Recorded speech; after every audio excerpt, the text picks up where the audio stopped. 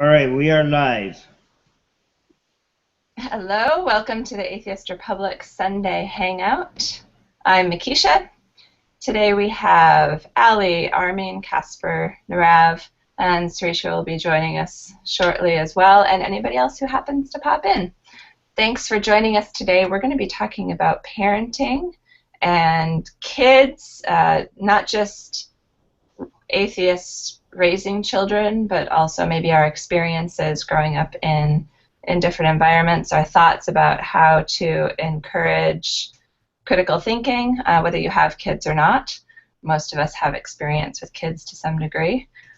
So by way of introduction, let's maybe talk about briefly if we have kids, and if you don't have kids, just briefly what your experience was growing up, if it was religious or atheist or agnostic of some kind. So I have two kids, 12 and 9, and I grew up in a very evangelical Pentecostal environment. My family was very involved in leadership, and it was a pretty serious business in my house. So Ali, how about you? Excuse me, my voice is out today. I have 4 kids. I have a 10-year-old, a 9-year-old, a 7-year-old, and a 1-year-old. 2 boys and 2 girls. And my oldest was kind of raised religious, but by the time my daughter was old enough to really start to understand religion, we had stopped teaching our kids about religion. So. Thanks. And Armin. Um, I don't have any kids yet. I became, but my parents were pretty secular. Even though I was born in an Islamic country. Most of what I learned about Islam was through my school, not through my parents. In fact, when I became a little bit religious, my parents got a little bit worried. And when I became an atheist, my parents got even more worried because now they were worried about my safety. But when I did become an atheist, and my parents talked to me about it, they also became atheists very soon after. So that was my experience with them. So welcome to Aiden and Raymond, who also joined us while we were talking. We're just introducing, by way of introduction, we're talking about if we have kids or not, how old they are if we do, and what our experiences were maybe growing up if people don't have kids, or if you do, you can answer both questions. Casper, how about you?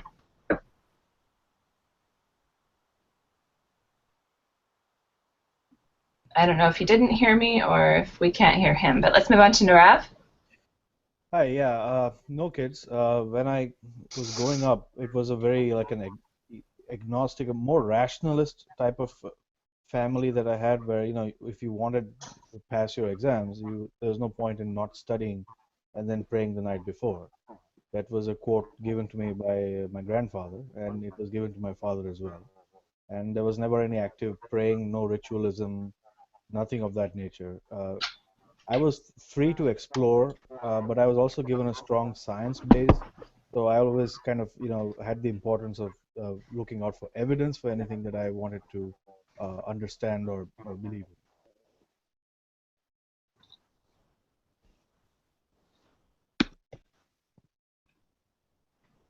Ah, okay.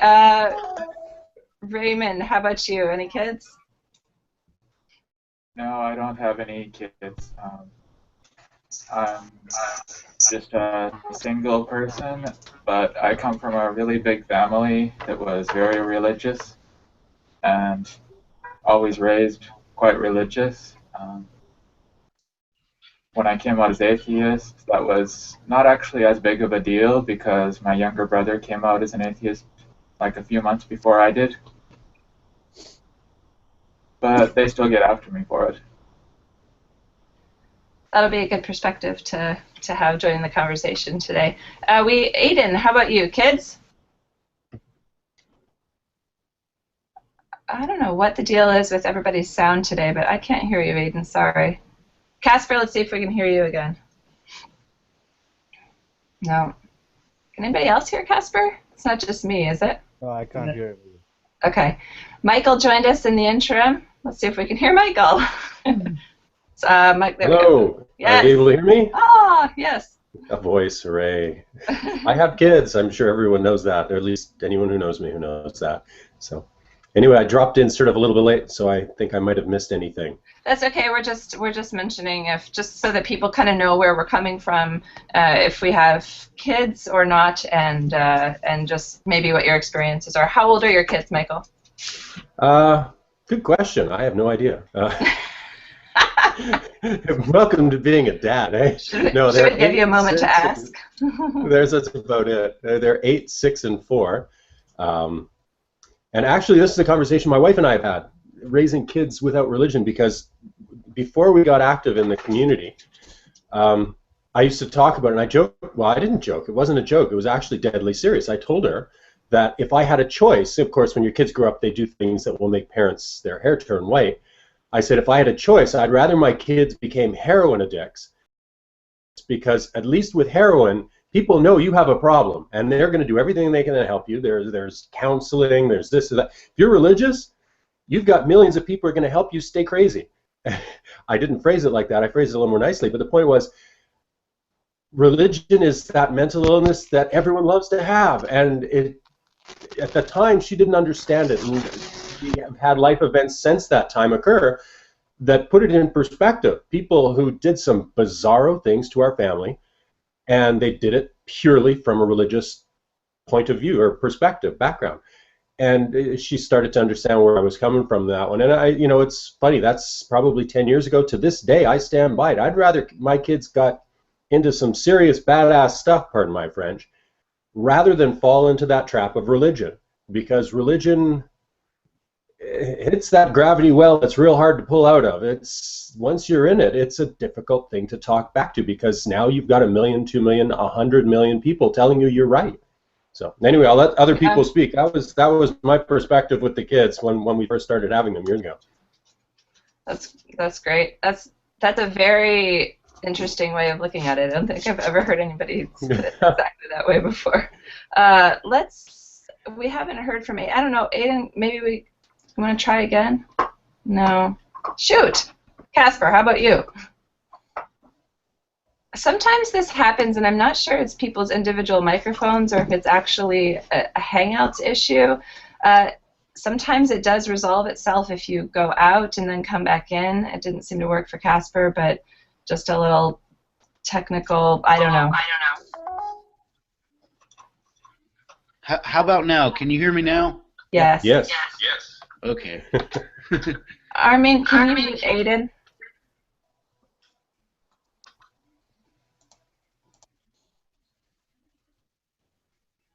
He's not muted.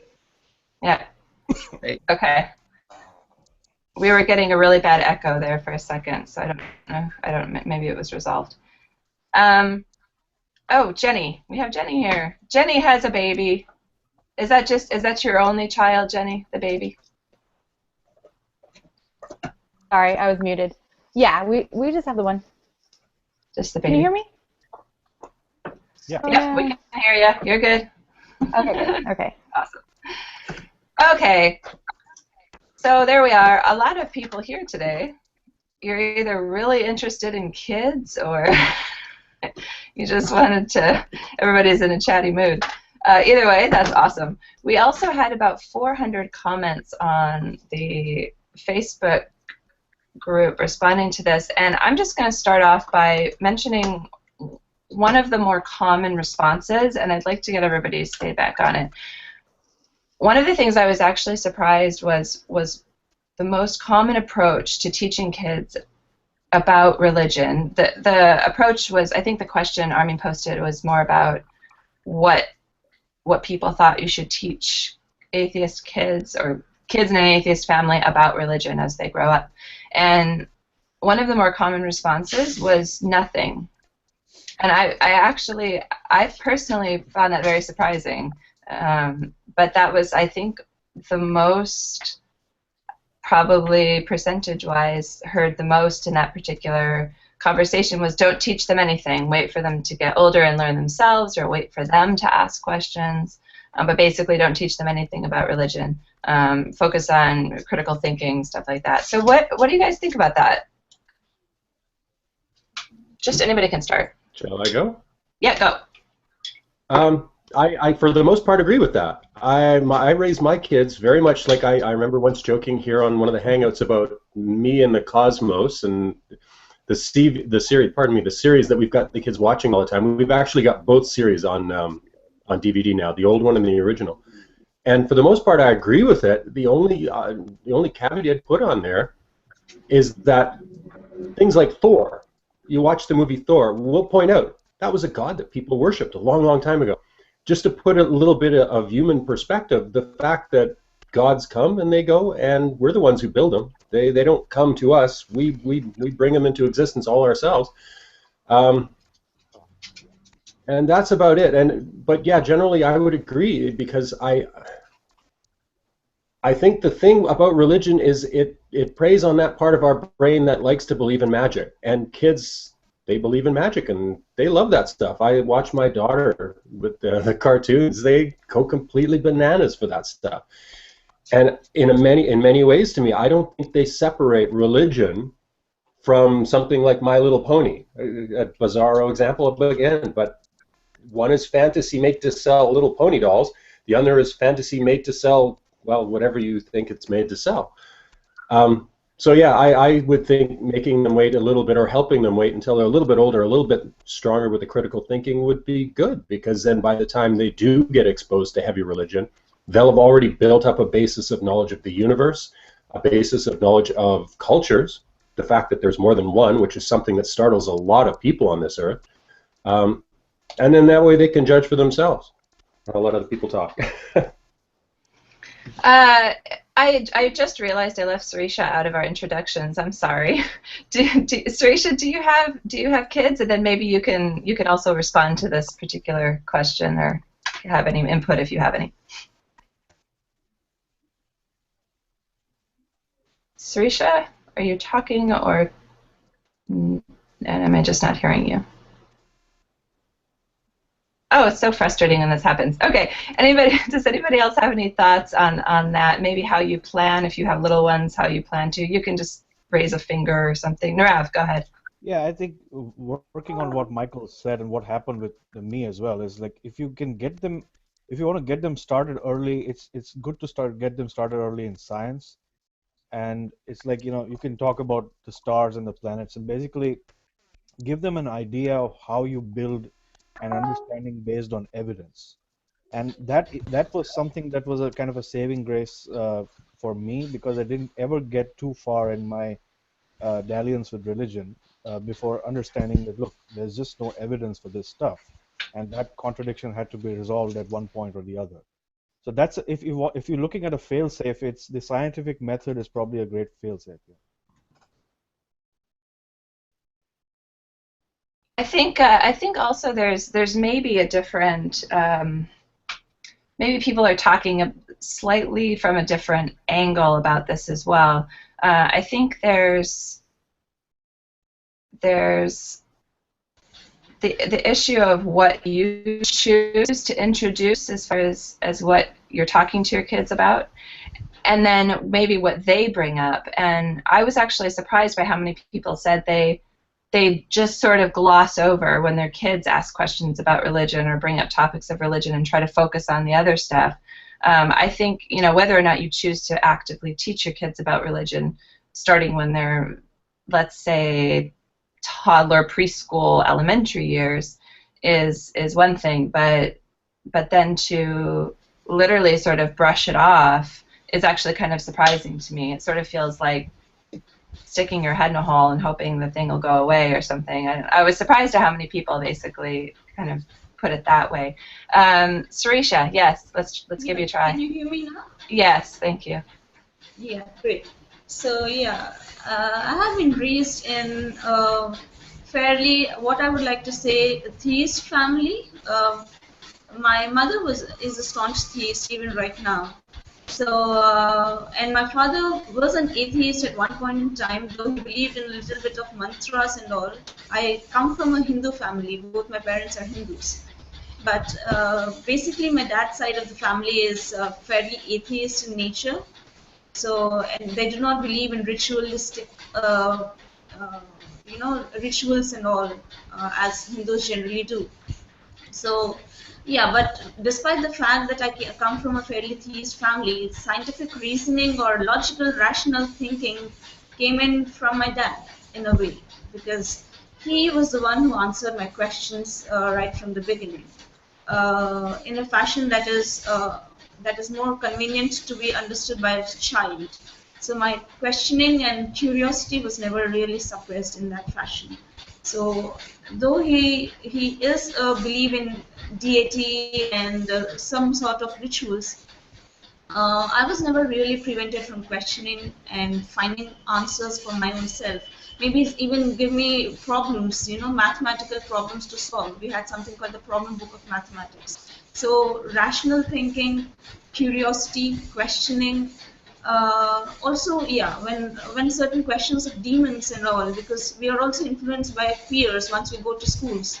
So as kids, so questions about demons and supernatural stuff, that was really not encouraged in the family, especially from my father. My mother still believes that when something goes wrong, you need to do certain pujas and all to ward off the evil, etc., etc. So that's one side of the family. But here I was clearly told not to be ritualistic, not to believe in demons. So when children get scared, that's very important.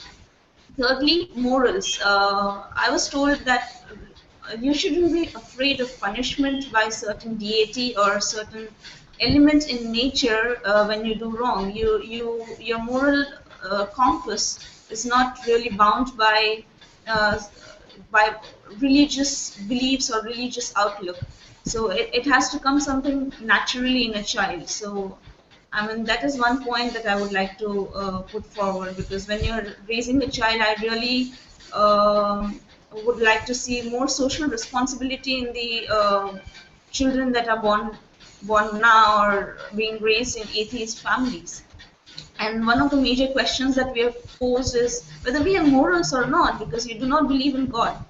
So separating religion from morality, curiosity, questioning, reasoning, all of this has to be put in perspective.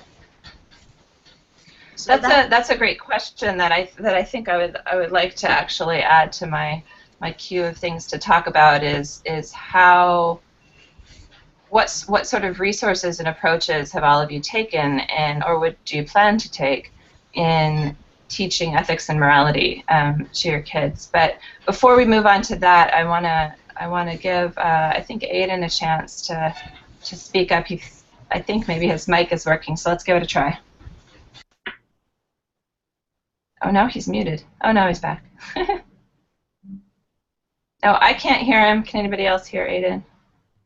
Okay, sorry, Aiden. Huh. Okay. Did anybody else want to provide any feedback on ignore religion, teach actively about it, wait until the kids ask questions? Where do people land on that issue? Allie. Okay. Is the mic? Can you hear me? Yep, you're good. Okay. I don't think that religion is something that should be ignored completely. Children hear about God at school, especially in America. I know that we're supposed to leave church and state separated, but for instance, I brought cupcakes to my kid's school, and one kid said, "Can I pray before I eat?" And the teacher said, "Of course, you can all pray before you eat." And I don't think that something that she was doing wrong, but my son definitely learned from religion from somebody else, and it's important that he had a place to come home and say, they did this at school today. Why did they do this at school today? What does it mean when they do this? And I think it's very important that you answer these questions instead of just saying, "Oh, that's stupid. Oh, don't worry about that. Oh, you'll learn about that when you get older." it's important to address those issues now. Yeah, I think one of the reasons why it surprised me that so many people thought that way was, I guess, if somebody even gave the example of sex, teaching your kids about sex, there's a lot of people take the approach of wait until the kid starts asking questions, but by then they've already heard so much from their peers and from media, and I kind of think about it the same way. Like, if you wait until they bring it up, or you wait until they're a certain age of, I don't know, some people say logic, the age of logic, which starts at about 7, they've probably already heard about it and haven't even told you. So I guess for me, I personally, I haven't waited, and I wouldn't wait to teach my kids about religion. I would rather they hear about sort of the basics and facts and stuff from me than to hear it from friends who are super religious or whatever. Obviously, anything we're talking about today is very opinion-based, and none of it's right or wrong, but it is interesting hearing the different perspectives. I think I saw a hand maybe from, who was it? I saw a hand. Narav, I think you had a hand. Oh, well, you actually made some of the point that I was going to make, is like when kids are already forming opinions about everything, and it just, I'm not sure if as from standpoint of a parent would know when is the right time, when it's already way past, they've already developed their opinions. And one thing I was like, this is kind of the thing that you have to remember as a parent, is you can't actually push them. It's like you have to have a benevolent way of talking. That's it has to be in a way that you're not actually forcing them to believe in something, because it is possible that when they are much older, one of the ways that they would like to rebel, the natural cycle of rebel, is to do something that's exactly opposite of what their parents would want, or what they are themselves. And there are some famous examples of this. Madeleine O'Hare of the American Atheists. I think her son is a Baptist minister, if I'm not mistaken. So that's the point. I mean, that's a very delicate balance that you have to strike, I imagine. Yeah, I think about that actually quite a lot. Jenny, how about you? You've probably given this some thought, having a baby? Yeah, but I'm really pretty much here to get advice from you guys. I'm so kind of curious. And it's funny you brought up the Baptist minister. My mom always says that my son's going to grow up to be a Baptist minister to spite me. I was like, well, that's fine. I'll go to his church on Sunday, I guess.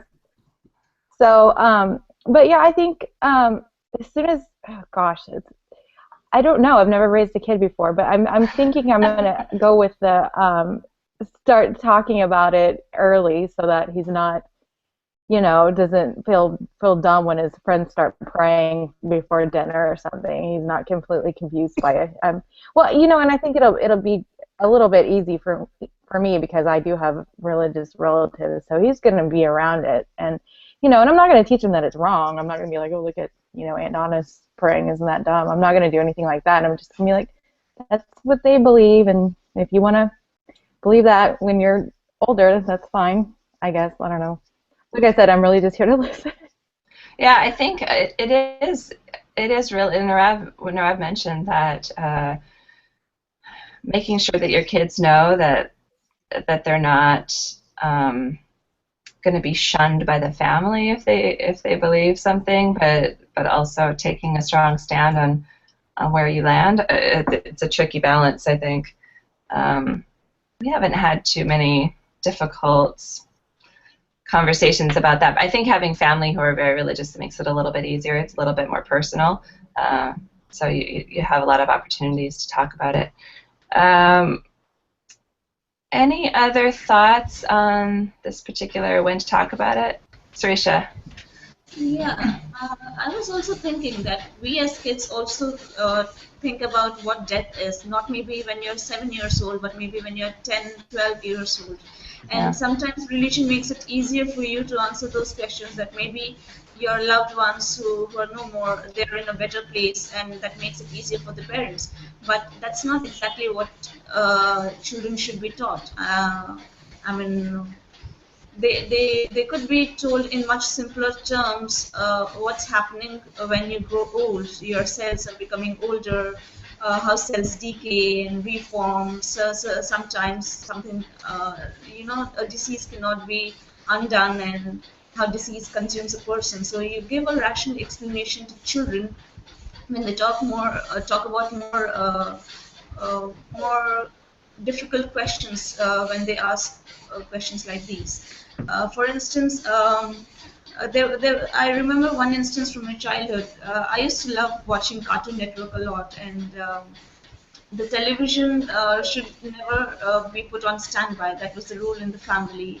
That was the rule in my house. Whereas all my friends would have their televisions on standby even if they were watching Cartoon Network. So when there were thunders and lightning, I asked my dad, why is it that such a military rule should be there only in my family? He couldn't tell me about the electromagnetic field or electromagnetic interactions that happen between the thunder and the lightning because I didn't know those terms. I was very young, maybe 5 years old or something. So he told me, what happens if someone bigger than you comes and hits you? You get hurt. So something of the same something of the same kind happens with the television. So give more rational answers, maybe smaller answers if you do not have time, if the kid is curious, and direct the kid to think for himself or herself. So I mean, I mean, answering something like they go to a better place or you get punished by God if you do wrong is probably the easiest to give, but we have already chosen a trickier path, so I think we should stick with it. Those difficult, scary questions or things that kids go through, I think, are sometimes the first times that parents have to deal with those kinds of issues issues that are bigger than ourselves or maybe a little bit difficult to answer. I know that when my oldest became extremely afraid of death, that was a difficult phase, and I definitely understand why providing some sort of comfort is something that people want to do, and that's also an interesting kind of angle. I think Jenny had a question. Oh, it was right along those lines. I was just going to ask because I've thought about that. Well, what happens when he starts asking about death? Because it's so easy to just say you go to heaven, but I was just wondering what you guys do since I don't have an older kid, and so just was wondering what some good ideas were for when that comes up, to how to deal with it. Casper? My oldest is 7, and what I've done with him is try to explain to him that grief is necessary for really understanding what it is to be a human. And we're going to lose things that we can never get back, and we have to understand what that feels like and what that does to us, and accept that that's part of being a person, and that's part of being a human, and sort of embrace that, and the idea of heaven and hell and shit that takes away from that subtracts for it. It's not really easier. I've talked before how, as growing up religious and then becoming an atheist, I had to deal with death again. All those deaths that I thought I'd already dealt with, I was dealing with people I thought were in heaven. So I had to deal with that all over again once I become an atheist. And I don't want my kids to have to go through that. You have to approach grief and understand that there are things in life you will lose, that you will never get back. That's it. It's gone. And as hard as that is to deal with, it makes the time we have with the things we have more special. It makes it more important. So it gives you a greater emphasis on those things, and a better viewpoint of how important they are. I don't know. That's how I try to approach it. Anybody else want to respond to that question? How do you talk about death with your kids, Nirav? I actually have a question of like, what would be the right age to have that conversation? Because it's like what Casper explained was like it's perfect, but I'm not. I mean, how did your child react when you told him this? Because that's like, when are they really old enough to understand what you're talking about? That or to understand that grief also can come to an end, and life will get better. Because I mean, it can be a really scary thing to imagine suddenly that your grandfather, you'll never see him again. Whoa, what? That's extremely traumatizing. So what's the right age for that? Well, here's the thing, Narav. They're discussing this in Disney movies, and so your kids are going to see it as early as 5, 6, 7, and have those questions and want to try and figure out why that movie made them feel that way, why that hurt them, why they were crying, what was going on there. So it's kind of, I guess it's when you see your kid really have an emotional response to that, like, whoa, what's going on here? Why did that die? Sometimes it's the loss of a pet, like, hey, where'd the dog go? When's he coming back? And so it's really, I guess, when the kid brings it up, and that's kind of dependent from one kid to another, I guess. I think developmentally, you usually know. I mean, when one of my kids, when they were, let's say, 3, asked why the bug wasn't moving on the sidewalk, I didn't get into a long treatise on the stages of death or grief, and that the bug is never coming back, and the cells have died, and obviously you kind of know when your kid's 3, it's like, oh, the bug's dead, and the kid goes, okay, and skips along, and life goes on. Or you say, the bug got hurt, and now it's dead because its body doesn't work anymore, and the kid goes along with its business. If you say that, if you give that answer at 5, then they're probably going to follow up with another question, or they're going to give you some sort of response or reaction like, that's really sad, or that makes me unhappy, or however your kid talks. So I think that is where it is a little bit child-led, because it kind of just depends on what's developmentally appropriate. Generally, kids, developmentally, logic is about 7, so you can usually get into a little bit more details, and they're going to want more details at that age. By then, they're not going to be happy with those simple, let's move along kind of responses. Yeah, Nirav? I have a question.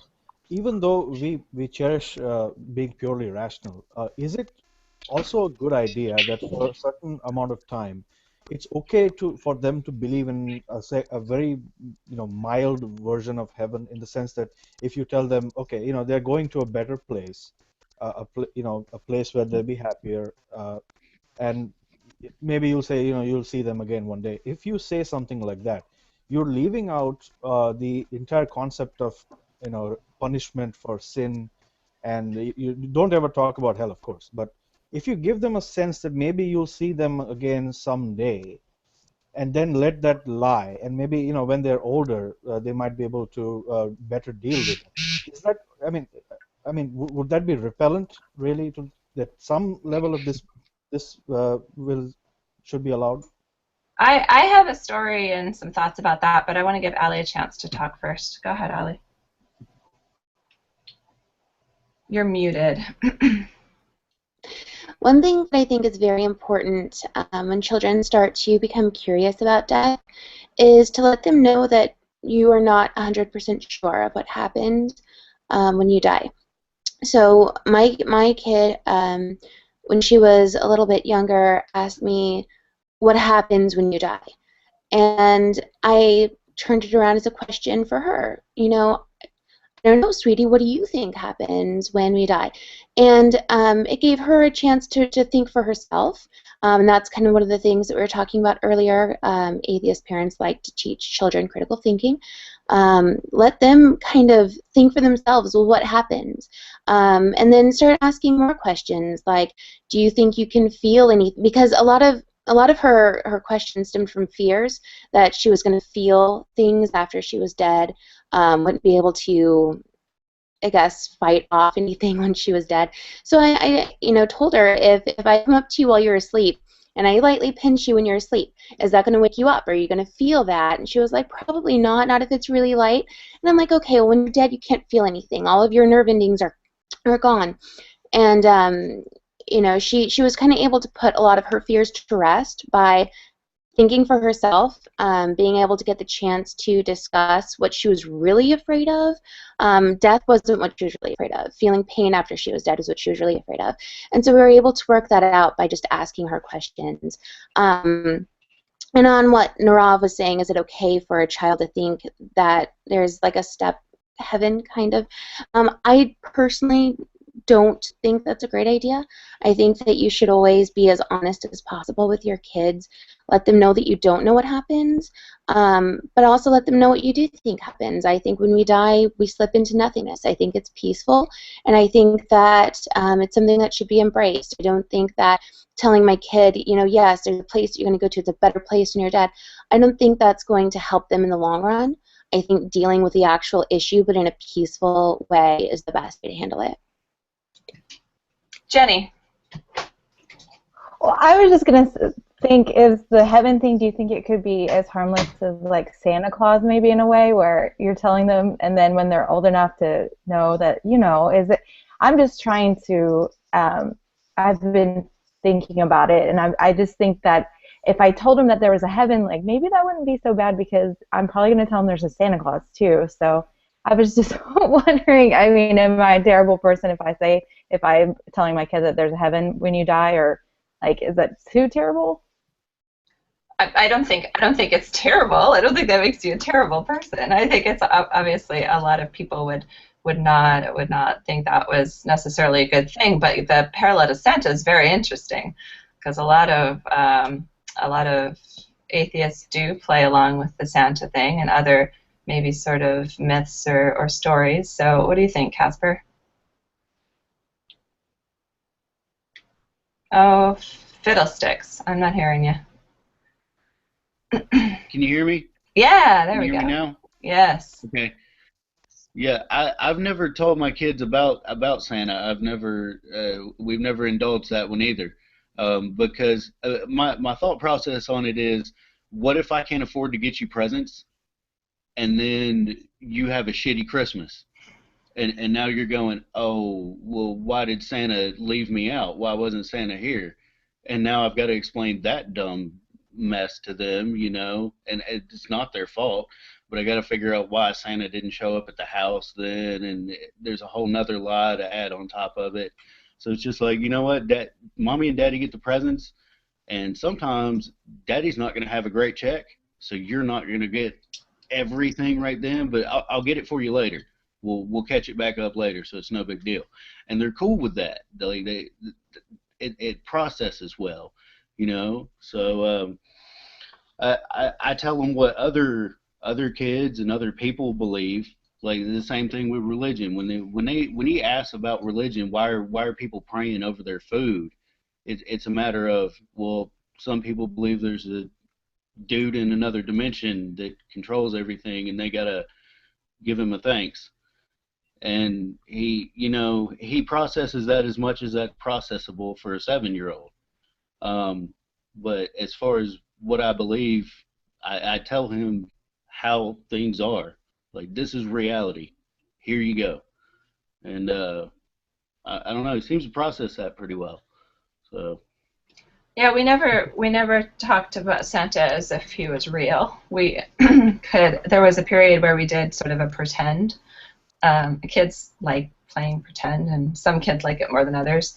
And so you can do the Santa thing, but it's sort of just everybody's playing along with the game kind of thing. But we never, I don't think we ever tried to get them to believe that Santa was actually real. Yeah, Jenny. Oh, Did I already touch Sorry. I was just gonna. I bring that up because when I was a kid, we were so religious that Satan was our Santa. Same thing. Satan, Santa. Santa was evil. So I just, I was thinking about playing that game with my kid just because I never got to do it, and it just sounds like so much fun to believe in Santa Claus for a little bit. I don't know. I haven't really thought too hard about it, so. Yeah, I think it is. It's worth thinking about. You know, like how do you explain it when they say, "Oh my God, you lied to me for years," you know? And some kids take it harder than others. Most kids, I think, just sort of roll with it. They get it. But some kids can be very literal, and they get very upset when they find out that you've allowed them to participate or engage in a lie for 5 or 6 years. So those are obviously, that's just kind of part of all the decisions we have to make as parents. One of the millions. Sarisha had a question. I have a question very different from this topic. Okay, I want to topic of death. Before we change topics, I want to personally, I want to respond to the question before about letting your kids maybe believe in some sort of afterlife. My oldest, when she went through the fear of death phase, which most kids go through at some point, usually around 4, 5, 6, sometimes 7. Again, before logic starts to really develop. She, again, like Ali mentioned, she was actually she wasn't afraid of death. She didn't like the idea of being separated from us. She didn't like the idea of us going away and being gone forever. That was really, really hard for her. I mean, to the point where she was crying every night, not able to sleep, having nightmares.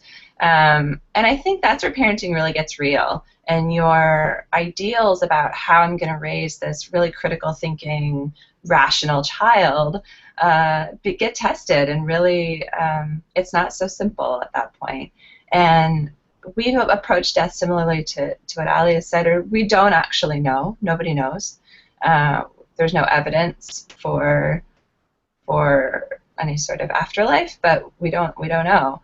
And so we do a lot of this with our kids, where we turn questions back to them and have them answer them. And for a while, she believed that we turned into energy and we could still hear people and see people and engage with them, and that gave her peace. And frankly, I'm not going to tell my crying, hysterical, upset 5-year-old who can't sleep that her ideas are stupid and and that nothing, you know, we all just disappear and nobody ever gets to see anybody again. And so it was really more just like, that's a really interesting way of thinking about it, and we don't know, so maybe you're right. And that was kind of how we got through that phase. And then I have to ask her now what she even thinks. I think she still believes in some sort of energy reincarnation thing or something. I don't know. Michael just commented that his kids are not always good with agnosticism. Yeah, that's some kids are very. They really need an answer one way or the other. And again, that's just where you sort of. I think I sound like I'm acting like a guru or something. I have no idea what I'm talking about. They'll listen to me. But from my experience, there are some kids who do not do well with ambiguity. They get very anxious and upset when the people who are supposed to be an authority in their life don't give them answers.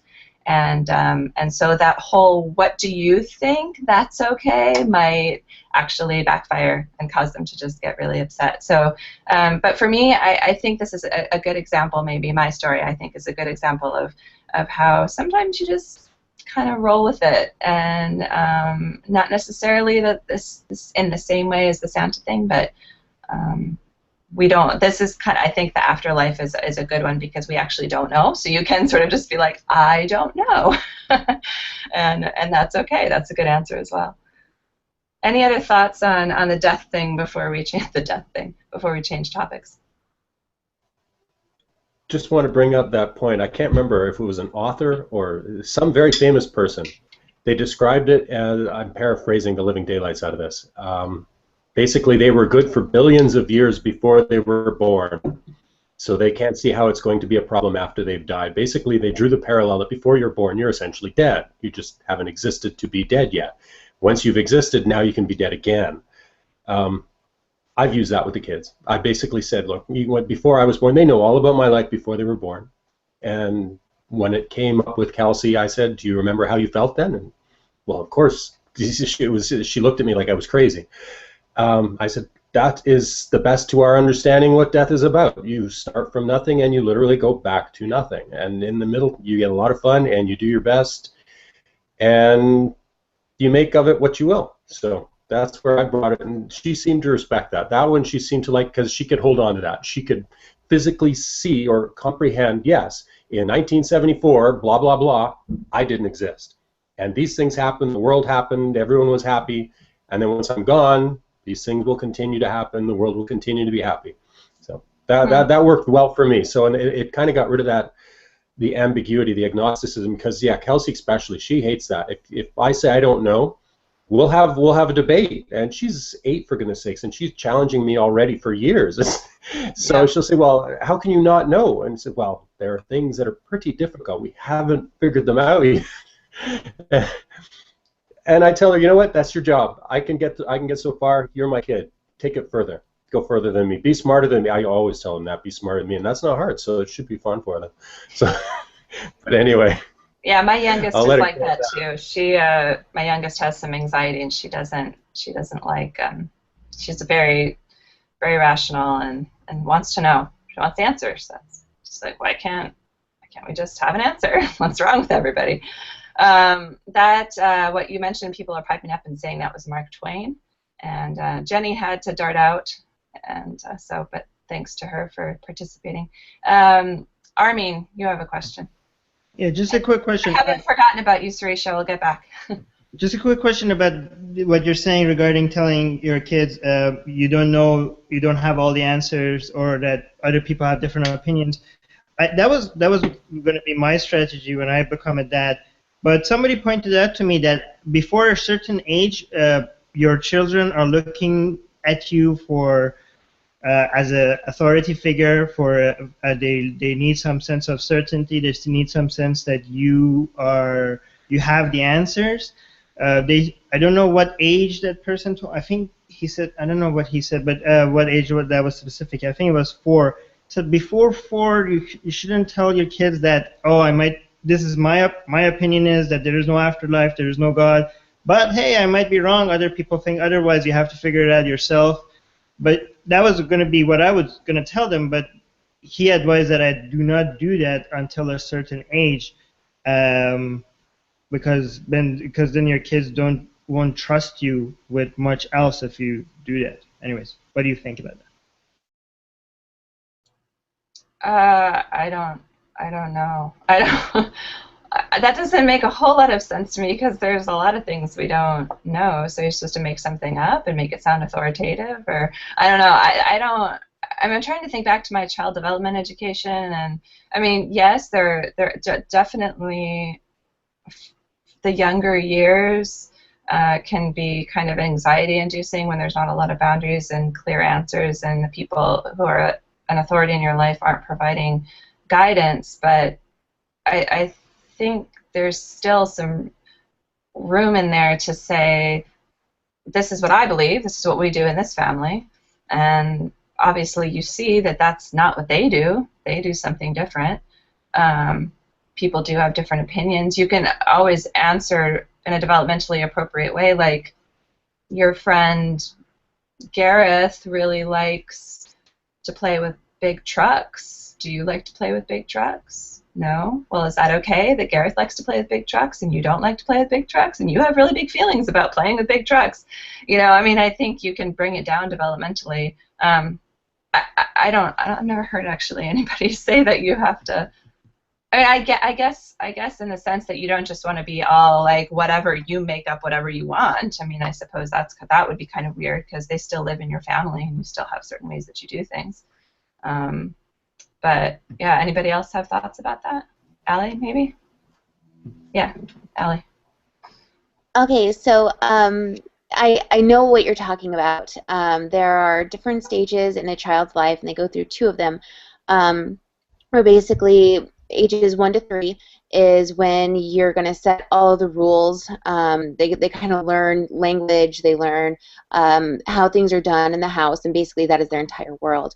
And then there's another stage from 4 to 6, 7, I think I could be wrong on that, where a child goes through learning the rules of the house, learning what you want them to believe and all that stuff. And then once they hit an age about 13, it's actually less than that, I think it was like 11, a child will go through the rest of their life just kind of seeing you as the authoritative figure, but what they think is right, and they'll kind of go with that. They basically reach a point where you can't teach them anymore as far as why. Sorry, I was reading that. You can't teach them anything else, like that they're actually going to listen to you for. But I think that when they're young, and especially when they're 4, they're watching their Disney movie and they say, "Hey, Daddy, she died. What happens when you die?" That is a perfect time to say, "I don't know, sweetie. What do you think happens when we die?" And then she's going to give you some answer, and you're going to say, "You know what? I think you're so smart, and I think you're so cute." And you're going to pick her up, hug her, and then the topic is changed. Give her a tickle. She's laughing. Y'all go back to the movie. It's a matter of letting them express themselves to you. If you don't have the answer and you don't feel comfortable saying, "I don't know," that's okay too. There are certainly ways to still respect your child, give them their platform to discuss and ask questions, and then move on. Maybe until there's a time where you do feel comfortable saying, "I don't have all the answers. I don't know for sure." Yeah, that's good. That's really good, Ali. Thank you. Casper, did I see your hand? I'm trying to watch everybody's. Okay. All right. Yes, I agree with what Ali said. I think I always want to be a safe place to land for my kids. That's always been my biggest thing. I always want them to know that they, even if I have to hide the fact that I think what they're saying is ridiculous, you know, I always want my kids to talk to me, and I will very often err on the side of letting them believe what they want to believe, think what they want to think, without any sort of feedback from me. If I feel that it's one of those things that they've thought about it, they really believe it, it means something to them, it has value to them. If I push back too hard, then I become an unsafe person. And so my priority, personally, my priority is not to raise atheist kids. My priority is to raise kids who are critically thinking, who are kind, who can engage with the world, and I believe that I'm best equipped to do that when they think that I'm a safe person to talk about their ideas. And now that doesn't mean I don't make strong statements, and as they get older, my 12-year-old now, I'm starting to be able to push a little bit harder, but in those situations, I think I'm more interested in being a safe place to land. Sarisha, let's go ahead. I want to give you the floor for a little bit. You've been waiting so patiently. Yeah. So I was wondering how you deal with a child who is exposed to a lot of children who have been told the plain regular things that children are told about death or any other questions, and you start giving different answers. So and if your child is direct in, say, speaking his or her mind out, so it becomes a little difficult for the child to make friends there, because he knows answers in a different fashion that you have told him, and what he learns from his school is different, because not all children that he encounters are raised by similar set of parents. So how do you deal with your child being normal when it comes to social mixing, and how do you develop a sense of social responsibility in your child, empathy, and what you were talking about, Mukisha, a little while ago? How do you develop a sense of social responsibility in your child? Maybe it doesn't start. It starts pretty early. In fact, when you need to tell him to respect his friends, his fellow classmates, his playmates, anyone who speaks to him, and not be rude. So how do you tell him or her about it? That's a good question. Anybody want to field that? Casper. Um, I I actually had to kind of deal with this with my son, but it I don't know it was actually more funny than anything else. He had a little girl in school tell him that rain was God's tears, and my son proceeded to tell her that God was not real because rain was part of the water cycle on this planet, and that is how rain came about. And that there was a process for everything on this planet and everything in this universe. And then he went about his business as if nothing had happened. And the little girl was a little shocked, but she didn't believe him. She was just like, no, no, mommy said it's God's tears. And she just kept going about her business too. Now, my little boy's 7, of course, so this is at an age where kids can really get over stuff really fast and let it go. As he gets older, this is something that you know, especially living in the South, I'm going to have to really address with him. I just want him to understand that whatever he says needs to be what he believes. It doesn't need to be what I believe or what somebody else believes or what anybody has told him. If he has a reason for what he believes, it needs to be his reason. And just like in that case where he told that little girl that, he did not believe her about God because he knew how the water cycle works on this planet. So, no, that's not God's tears. That is part of the water cycle. It's a naturally occurring thing. So, I don't know. It does start getting a little bit trickier when they go to school and start hearing things from kids, especially if they're in a really religious area geographically. As Michael mentioned in the chat, it's some places are a little bit easier to have atheist kids than others. Any other thoughts on that particular question? Well, I have like an observation on what the point of view is that if I suppose if you're a theist parent, the problem for you is how to keep your theism intact with your child. And if they don't really believe in an after or start questioning your version of the afterlife, you tend to become more worried about them keeping to your version of the afterlife. And if they don't believe in heaven and hell, that's the end of the world for you, in a way. Here, the entire conversation, we're actually talking about how to be better parents.